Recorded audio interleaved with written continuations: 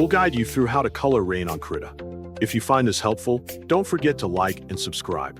People search for this tutorial because adding rain effects is a common way to make digital artwork feel more dynamic and atmospheric in Krita.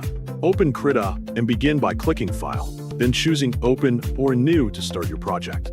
Prepare your background by either importing an image or painting a simple scene that will serve as the base for the rain effect. Go to the Layers panel and create a new layer on top of your background. Then rename it to Rain so it stays organized. Make sure the rain layer is selected before continuing. Select the brush tool and choose a thin brush that can create fine lines. Pick a light blue or white color to represent the rain and lower the brush opacity to around 30 to 60% so the lines look soft. Begin to draw diagonal lines across the canvas, keeping the lines straight and consistent in direction.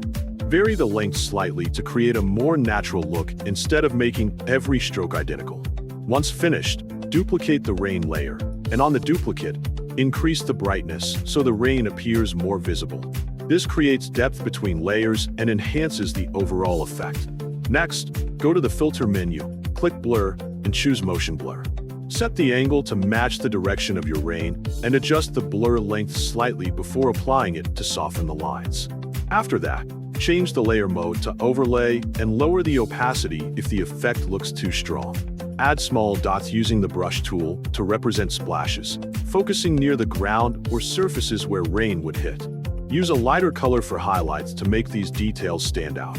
Finally, check the overall look of your artwork and make any needed adjustments. Then save and export your finished image. Ensure the spacing between lines remains even to avoid clutter and keep the rain believable. If needed, zoom in to refine individual strokes and maintain clean edges. You can also slightly erase parts of lines to break uniformity and improve realism.